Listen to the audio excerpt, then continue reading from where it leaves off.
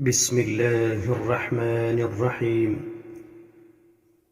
تبارك الذي بيده الملك وهو على كل شيء قدير، الذي خلق الموت والحياة ليبلوكم أيكم أحسن عملا، وهو العزيز الغفور.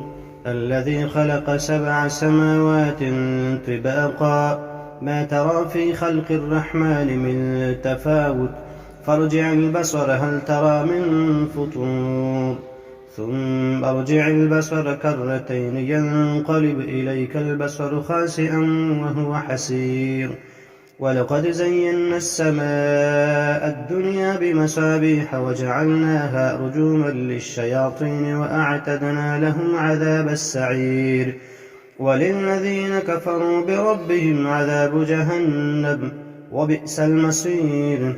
إذا ألقوا فيها سمعوا لها شهيقا وهي تفور، تكاد تميز من الغيظ، كلما ألقي فيها فوج سألهم خزنتها ألم يأتكم نذير، قالوا بلى قد جاءنا نذير، فكذبنا وقلنا ما نزل الله من شيء إن أنتم إلا في ضلال كبير.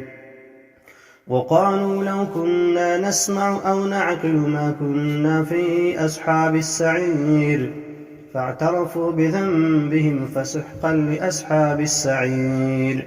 إن الذين يخشون ربهم بالغيب لهم مغفرة وأجر كبير.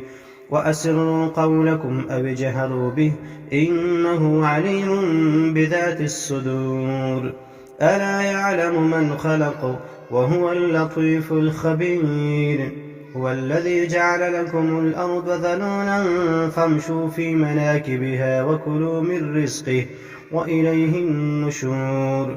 أأمنتم من في السماء أن يخسف بكم الأرض فإذا هي تمور، أم أمنتم من في السماء أن يرسل عليكم حاسبا، فستعلمون كيف نذير.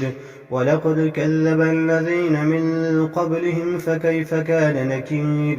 أولم يروا إلى الطير فوقهم صافات ويقبضن ما يمسكهن إلا الرحمن إنه بكل شيء بصير. أمن هذا الذي هو جند لكم ينصركم من دون الرحمن إن الكافرون إلا في غرور. أمن هذا الذي يرزقكم إن أمسك رزقه بل لجوا في عتو ونفور. أفمن يمشي مكبا على وجهه أهدى أمن يمشي سويا على صراط مستقيم. قل هو الذي أنشأكم وجعل لكم السمع والأبصار والأفئدة قليلا ما تشكرون. قل هو الذي ذرأكم في الأرض وإليه تحشرون. ويقولون متى هذا الوعد إن كنتم صادقين. قل إنما العلم عند الله وإنما أنا نذير مبين. فلما رأوه زلفة سيئت وجوه الذين كفروا وقيل هذا الذي كنتم به تدعون. قل أرأيتم إن أهلكني الله ومن معي أو رحمنا فمن يجير الكافرين من عذاب أليم. قل هو الرحمن آمنا به وعليه توكلنا فستعلمون من هو في ضلال مبين. قل أرأيتم إن أصبح ماؤكم غورا فمن يأتيكم بماء معين.